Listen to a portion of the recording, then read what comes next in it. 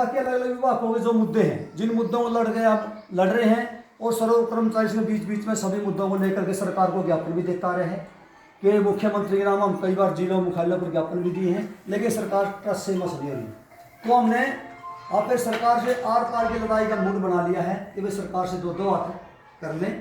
तो 28 मई को जींद में हुडा एक ज़बरदस्त रैली का आयोजन किया गया है, जिसमें अपनी मुख्य मांगे इस पर्चे में भी लिखी है, आपको पर्चा देंगे, इसके माध्यम से पढ़ियो आप। लेकिन ये मुख्य मांगे हैं, जो कच्चे कर्मचारी हैं 10 सालों से काम कर रहे हैं और सरकार वो कच्चा रख रही है, तो उनको रेगुलाइजेशन की पॉलिसी बनाई जाए।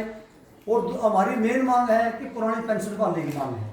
पुरानी पेंशन बहाली की मांग पहले भी हम उठाते रहे हैं और अब भी उठा रहे हैं, और इसके पुरानी पेंशन बहाली की हमारी मांग भी जायज़ है। एक 25-30 साल की सर्विस करने के बाद भी कर्मचारी माने एक बुढ़ापा पेंशन से भी कम पेंशन लेकर के रिटायर हो रहे हैं, और सरकार एनपीएस के बड़े फायदे गिना रही थी उस टाइम शुरू में। अब उसके रिजल्ट आने शुरू हो गए, एनपीएस के साथी भी रिटायरमेंट जो ले रहे थे वो होने शुरू हो गए हैं। तो एक एमएलए एक एमपी है, एमएलए एक दिन के लिए एमएलए बने तो उसकी पेंशन लागू, 2 बार बने 2 बार लागू, 6 बार बने 6 बार लागू। तो ये करते हुए कि माने आप 25-30 साल की सर्विस करने के बाद हम घर अगर एनपीएस में जाएंगे तो वो कुछ नहीं, उसमें पेंशन कुछ नहीं बनती इसमें। तो बुढ़ापा हमारी जो पेंशन है बहाल करने की मांग है, इसको इस रैली में माने सरकार के ऊपर हम दबाव बनाना है। और इस रैली के बाद भी अभी सुभाष लांबा जी का बयान आया कि सुभाष लांबा जी पूरे ऑल इंडिया कर्मचारी फेडरेशन के भी पूरे देश के प्रधान भी हैं। अभी जंतर मंतर पे दिल्ली में एक बहुत बड़ी 27 जून को भी उसके बाद रैली होगी, उसमें पुरानी पेंशन बहाली को लेकर पूरा जबरदस्त सरकार पर दबाव बनाया जाएगा। वो इसलिए बना रहे हैं, राज्यों ने लागू करी है पुरानी पेंशन बहाली, उसमें वो राज्य पैसे देने में सक्षम नहीं है, क्योंकि एक पीएफआरडीए बिल है। जब तक वो लोकसभा में रद्द नहीं होता तब तक राज्य उसको पूर्ण रूप से पुरानी पेंशन बहाली लागू नहीं कर सकते। बेशक 5 राज्यों ने, लेकिन उसका भी रिजल्ट जब सामने आएगा जब पीएफआरडीए बिल को हम रद्द करवाएंगे लोकसभा में, तो उसके लिए 27 जून को फिर दिल्ली बड़ी ज़बरदस्त पूरे देश के मतलब कर्मचारी जो सेंटर के हैं क्योंकि सभी के मतलब पूरे सेंटर से ही बंद है वो पुरानी पेंशन, तो वो है। तो अब हमारा प्रोग्राम जो 28 मई का है, इसमें आप एक साथी बढ़ चढ़ करके भाग लें। अब अगर एक साथी लड़ेंगे, एक साथी वहाँ जाएंगे तो सरकार पर इसका दबाव रहेगा। ऐसी कोई बात नहीं कि लड़ने से कोई मांग करनी होती, हम लड़ेंगे तो हम जीतेंगे भी और अपनी मांगों को पूरा करवाएंगे। और उसमें हमारा 18 महीने का जो डीए का रोक रखा है कोरोना के नाम पर, उसको देने की मांग भी है। और ये जो कौशल रोजगार निगम है, ये सरकार ने ना कच्चे ना पक्के किसी प्रकार की कोई सिस्टम ऐसे लागू कर दिया, उस कौशल रोजगार को रेगुलर भर्ती करने की बात है।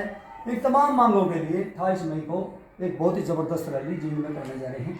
तो हमारा साथियों के पास हमारे हैं, हमें आपसे सहयोग भी ले रहे हैं, क्योंकि वो जो रेगुलर कर्मचारी हैं उससे 200 रुपये, जो कच्चा कर्मचारी है उससे 100 रुपये का हम, कच्चा कर्मचारी है डेली वेज है या 4th क्लास है उससे 100 रुपये के हिसाब से रोहतक मीटिंग का फैसला होता है। आपने इस प्रकार से चंदा इकट्ठा करना है, तो हम साथियों से सहयोग की भी अपील करते हैं और 28 तारीख को बढ़ चढ़ करके इस रैली में भाग लेने की अपील करते हैं, क्योंकि हम अगर पूर्ण रूप से इस रैली में अपना योगदान देंगे तो ज़रूर ही सरकार पर इसका असर पड़ेगा।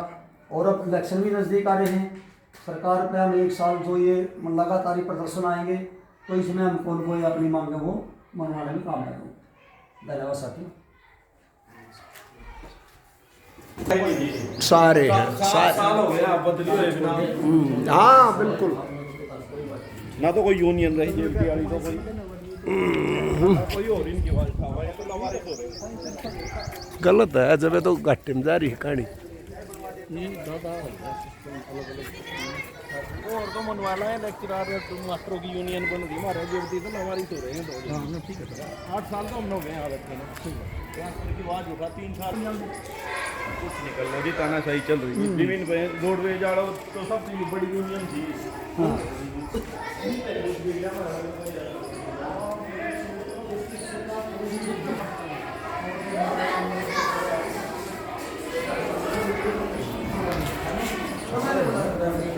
इधर आ जाइए।